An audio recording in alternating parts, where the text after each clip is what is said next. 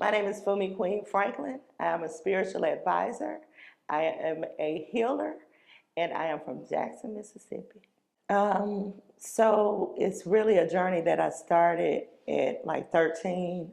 My father died, and I watched his body, his earthly body and spiritual self separate. And I was the only person in the room that saw it. So at that moment, I realized that living and dying was something different than what was being presented to me. And then that started a whole lot of my daddy ain't here, so I make all the wrong decisions. Had abandonment issues, trauma, trauma, led to a relationship where I was domestically abused for 11 years. And I hit rock bottom. I had no pride, no self-esteem. And the only thing that could pick me up was my belief system. And so I had to learn how to heal myself. So that led to my healing journey, which led to me studying herbs and trying to figure out how the earth can heal me, because I believe everything is connected. So everything God has done has been intentional. So of course he's given us what we need to sustain ourselves. So if we can grow a garden and grow our own food, then we should be able to use things that he's also put here for us to heal ourselves. So I started studying herbs and messing around with tinctures and making oils and things of that nature. I started a couple of organizations to help women like me to identify their trauma and to heal and to learn who they are, because that's way more significant than most people give credit. Most people walking around today don't know who they are. So I do that work on a day-to-day basis, helping people identify their trauma, to heal through it, to attach themselves to their personal power. And I use herbs and I use other healing techniques to help me do that. I think the whole idea about being born, having this time on earth, and dying is to learn how to love the way God or whoever your higher power is loves us. We're trying to get as close as we can to learning how to embody love. First, we got to understand who we are in order to love ourselves. And we have to love ourselves before we can, in a healthy way, love somebody else.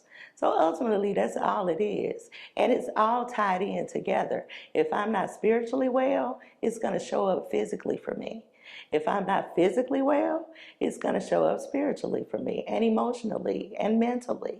So it's all one thing. You can't lose a whole lot of weight and not work on your spirit. You know, you might be in good physical condition, but what's happening inside? You know, what you're doing about your soul. So, and vice versa. It all goes hand in hand. One of the things that happened to me when I started growing my locks was that I realized I had been doing so much work on my spiritual gifts. Girl, I was good. But physically, I was not doing well at all. I had to learn about somatic exercises because I'm holding trauma in my hips. Most Black women do. That's why we have backaches. I'm an empath, which means that I connect to other people's pain immediately.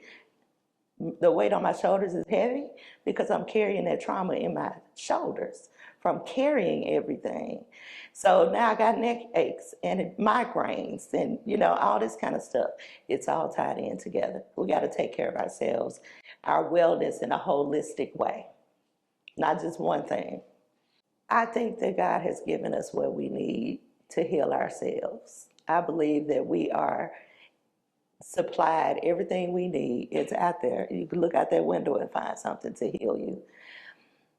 I think that Western medicine has identified that as well.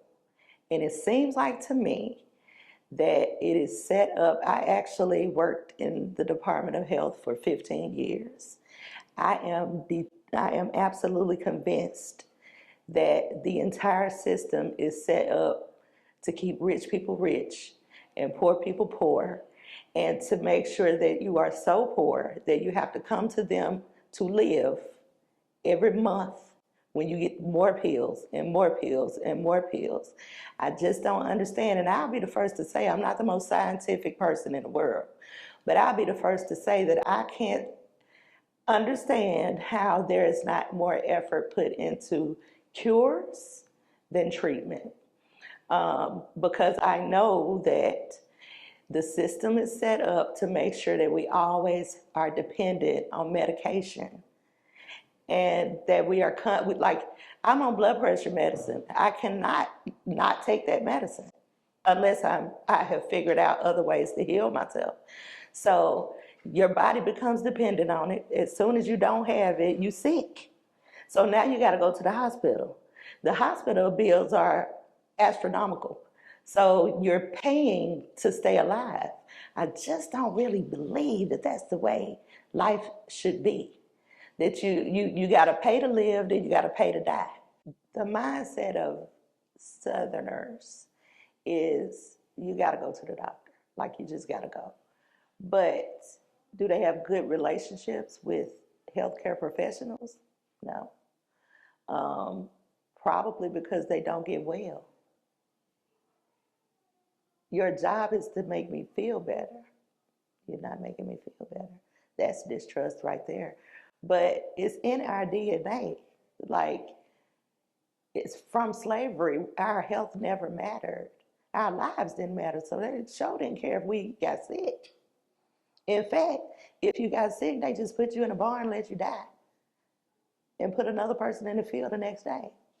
So innately, people of African descent have the same mistrusting, you in one area and I'm in another area. It's the same thing that we have with the cops. We can't trust you.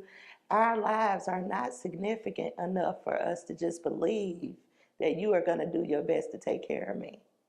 And I personally have a difficult time with physicians because right now I'm looking for a female doctor, Black female doctor. I've had a white female doctor before, and she was cool. She was fine. And I had a Black man. He was horrible. He was horrible. It was almost like, I was a number. Just coming in here, he barely touched me. I don't know what kind of visits you're doing. So literally, I was just going so I could get a refill on my medication. Because I didn't learn anything about my body. I didn't learn anything about what was going on. I just came in there, took some blood, checked my numbers, and told me when my next appointment was. And so that makes me feel like, well, what I'm going to go to the doctor? Let me go out here and see what I can get out of this garden. Let me see what rosemary and saffron can do for me, because I can't trust you to do this. You don't even see me, let alone make me feel like you care about this. And I believe that is probably the case with a lot of Black women. We don't have a good relationship with the physicians. That's not good, because how you going to build trust like that when I'm probably not even going to tell you the stuff I need to tell you because I don't trust that you care.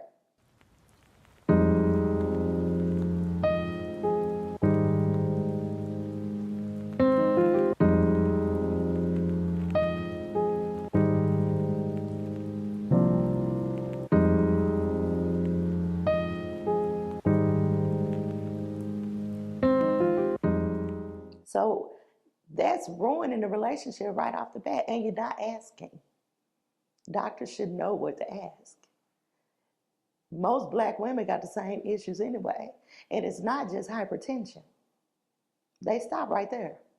They throw some blood pressure medicine at you, give you the right dosage sometimes, and then let you go on about your way. And the next thing you know, you in the ER, trying to live. And the ER bill, and God forbid you have to get in the ambulance. You'll never stop paying those medical bills. They last a lot. It's bad. It's really bad.